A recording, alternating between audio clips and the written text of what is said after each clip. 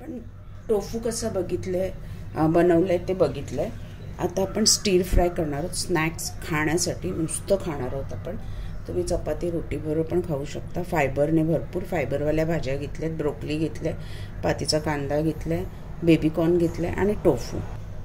घरात ज्या अवेलेबल असतील त्या भाज्या घ्या. टोफू बरोबर ढोबळी मिरची जातं, फ्लॉवर जातं इंडियन स्टाईलमध्ये, वाटाणा जे पण तुम्हाला आवडत असेल. हे आता आपण सगळं मिक्स करूया. हे साधारण 2 माणसांसाठी आहे. ब्रोकली उकळत्या पाण्यातनं काढली तरी चालेल, पण मी फ्रायच करते आहे. याच्यामध्ये ब्लॅक पेपर साधारण पाव चमचा आणि तिखट कसं हवं चमचाने त्याच्यावर आहे. सॉल्ट चवीनुसार, चाट मसाला पाव चमचा, त्याच्यानंतर आपण गार्लिक सीझनिंग येतं पिझ्झाचं ते पाव चमचा एक टेस्टसाठी. हिरवी चटणी माझ्याकडे फ्रीजमध्ये होती, तुम्ही आलं लसूण पेस्ट ॲड केली तरी चालेल.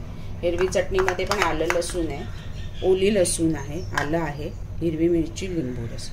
आणि आता ह्याच्यात लाल तिखट इंडियन. ह्याच्यामध्ये आपल्याला तिखट पाहिजे चमचमीत. टोफूला अशी उग्र एक स्मेल असतो थोडासा, आणि त्यामुळे तो खायला थोडा इंडियन लोक कंटाळा करतात.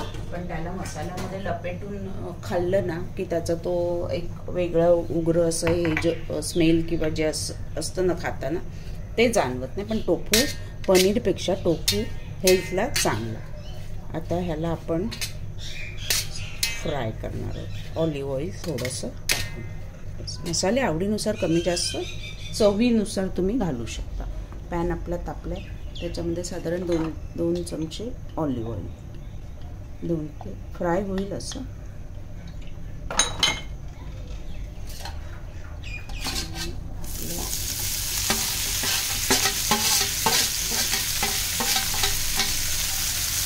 त्याच्यामध्ये गाजर, काकडी ते पण ॲड करू शकता तुम्ही. मसाले प्लेटला चिकटले. आता हे छान आपण 3 ते 4 मिनिटं फ्राय करून घ्यायचं.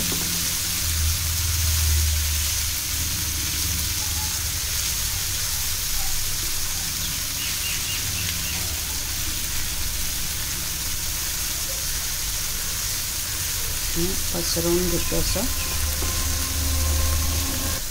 मोठ्या गॅसवरच आपल्याला फ्राय करायचं आहे. 4 मिनिटं पकडा. त्याच्यानंतर जरासं पाव चमचा टेस्टसाठी आपण सोया सॉस वापरणार आहोत आणि ॲपल सायडर व्हिनेगर अगदी पाव चमचा just for taste.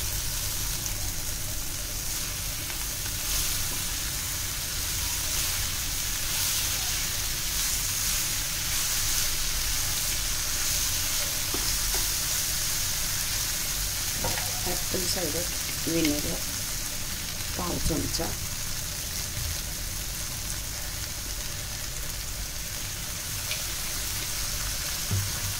Soya sauce पाव चमचा. अवॉइड करू शकता नको असेल तर.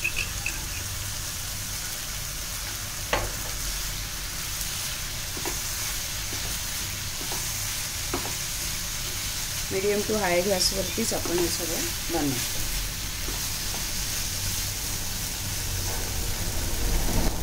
आता 2 मिनिटं आपण एक वाफ काढणार आहोत की आपला रेडी आहे टोफू स्टीर फ्राय. आणि नुसतं खाणार आहोत आपण नाश्ता म्हणून. गॅस थोडा बारीक केला. रेडी आहे. चेक करूया. बस गॅस बंद. Tofu stir fry.